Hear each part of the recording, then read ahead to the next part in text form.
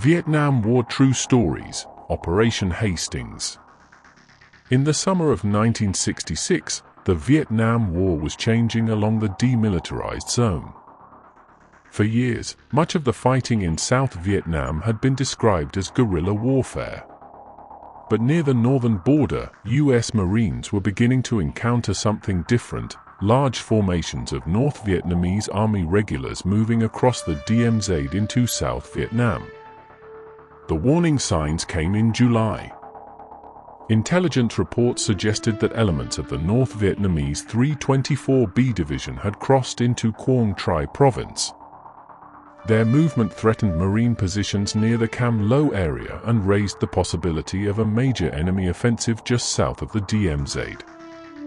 The Marines responded with Operation Hastings. The mission was to push into the rugged hills, jungle, and river valleys near the border, locate the North Vietnamese forces, and stop them before they could establish a stronger foothold inside South Vietnam. This was not easy terrain. The area was covered in thick vegetation, steep ridgelines, narrow trails, and twisting streams. Helicopters were essential for moving Marines into landing zones, but those landing zones were often small, dangerous, and surrounded by high ground. On July 15, 1966, Marines were flown into the operation area. Almost immediately, the danger became clear. Several helicopters attempting to land troops encountered difficult conditions and enemy fire. One CH-46C Knight crashed during the insertion, killing Marines and crewmen. Others were damaged as they tried to bring in more men and supplies. The Marines on the ground quickly found themselves in close contact with North Vietnamese regulars. Unlike small guerrilla units that might strike and disappear, these enemy troops fought from prepared positions, used mortars and machine guns, and attempted to hold ground. The Marines were facing a disciplined force that knew the terrain and used it well. Fighting broke out across the hills and valleys. Marine patrols moved through dense jungle where visibility could shrink to only a few yards. Ambushes erupted without warning. Enemy soldiers fired from concealed bunkers and tree lines, then shifted position before artillery or air support could reach them. The heat, jungle, and terrain wore the Marines down. Every movement required effort.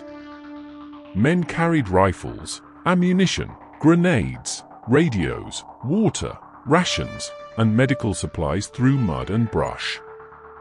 Resupply depended heavily on helicopters, but weather and enemy fire could delay or disrupt flights. Wounded Marines often had to be carried through rough ground before they could reach an evacuation point. As the operation expanded, more Marine units entered the fight. Artillery, airstrikes, and naval gunfire were used to hit North Vietnamese positions, while infantry battalions pushed through the valleys in search of the enemy. The battle became a test of endurance. The North Vietnamese tried to use the border area to their advantage. They could move through hidden routes, fight close to the DMZ, and attempt to withdraw when pressure became too heavy. The Marines aimed to prevent that. They searched villages, swept jungle trails, cleared ridgelines, and tried to force the enemy into open battle. At times, the fighting became close and personal, with Marines assaulting through machine gun fire and grenades to reach enemy positions. Operation Hastings showed that the war near the DMZ would be different from other parts of Vietnam. Here, Marines were not only fighting local guerrillas. They were facing North Vietnamese Army units moving directly from the north, bringing heavier weapons, better organization, and a willingness to fight in larger formations.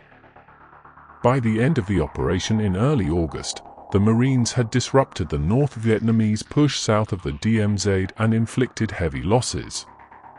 But the fighting also made clear that the northern provinces would remain some of the most dangerous ground of the war. Operation Hastings became one of the first major marine operations against North Vietnamese regulars near the DMZ. It foreshadowed the battles that would follow at places like Con Tien, Gio Linh, Dong Ha, Ki Song, and across the northern I Corps region. For the Marines who fought there, Hastings was remembered for its brutal terrain, deadly helicopter insertions, close-range combat, and the realization that a new phase of the war had arrived. The enemy was no longer just moving through the shadows. He was crossing the border in force, and the Marines were being sent into the hills to stop him. If you have any photos, videos, or stories to share, please send us a message. And to all veterans, thank you for your service.